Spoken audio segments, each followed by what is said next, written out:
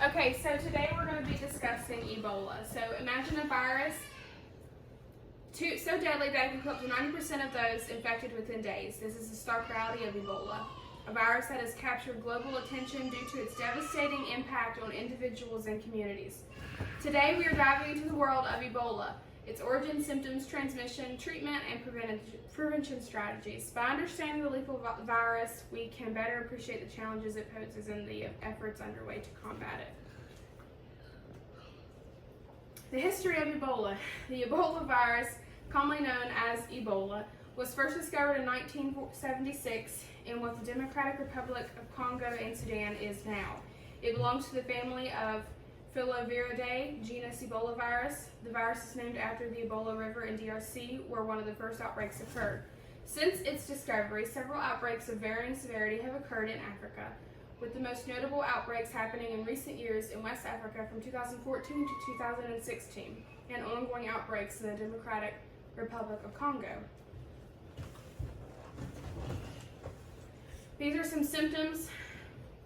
The symptoms of Ebola typically begin abruptly and include fever, severe headache, muscle pain, weakness, fatigue, sore throat, and abdominal pain. The disease progresses. Individuals may experience vomiting, diarrhea, rash, impaired kidney and liver function, in some cases, internal and external bleeding, known as hemorrhage.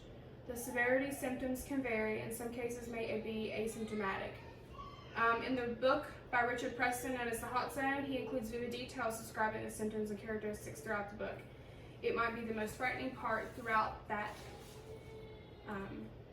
book. Transmission of Ebola. So this shows you the routes of transmission and how all of this can go directly to a human, from infected people to like bats and the amplifying hosts, monkeys, and other African animals. Okay. Ebola spreads through direct contact with bodily fluids, blood, saliva, urine, feces, vomit, and infected individuals, or through contact and contaminated surfaces and materials such as bedding and clothing. Healthcare workers and family members caring for the infected individual are at high risk of contracting the virus if proper infection measures aren't followed. The virus can also be transmitted through the handling and consumption of bushmeat, which is wild animals hunted for food. Contaminated with Ebola virus, in the hot zone, it is discussed how it is transmitted through monkeys so fast that they began to die suddenly, one after the other. It was so intense that it was difficult to study the disease because it destroyed the animals so quickly and abruptly, and it spread throughout the facility so fast that sometimes they couldn't get it under control before they lost all those monkeys to the Ebola virus. And then this is just another diagram about how it spread. There's 9 different points here, things to watch for. You don't mess with dead animals. Don't touch somebody else who's infected unless you are properly gowned up. It can get through wounds of the open skin, so it's really important you always wear gloves. And do not touch anything that belongs to the infected person. As for treatment, there is currently no specific antiviral treatment of Ebola approved by the FDA. Supportive care is crucial and includes maintaining electrolyte balance, managing complications such as dehydration and organ failure, and providing symptomatic treatment. So you can't cure Ebola, but we can do things to manage Ebola.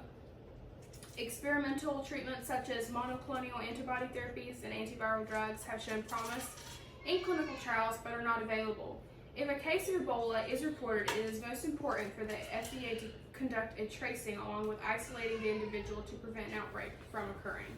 So this is when they look at where the person's been, they trace all these areas.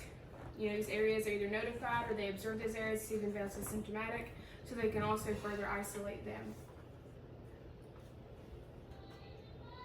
Alright, these are levels of prevention. So the prevention and spread of Ebola requires a multi-faceted approach. Key measures include early detection and isolation of cases, contact tracing, implementation of infection prevention and control practices in healthcare settings, safe burial practices, and community engagement to raise awareness and promote preventative barriers.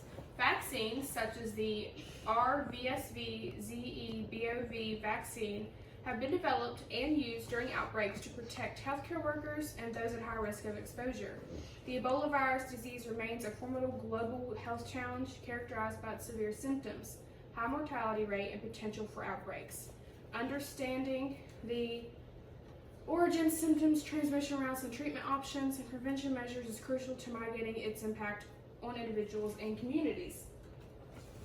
And then in conclusion, as we have explored today, Ebola's history traces back to 1976, and since then it has periodically emerged in outbreaks, causing widespread devastation.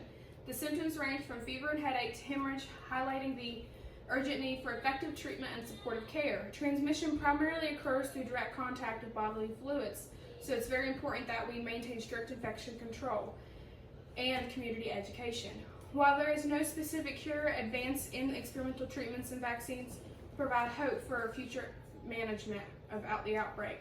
Preventative strategies include early detection, isolation of cases, contact tracing, vaccination, and critical in containing outbreaks and furthering the spread. Those efforts underscore the collaborative approaches needed among healthcare professionals, governments, communities, and all those worldwide.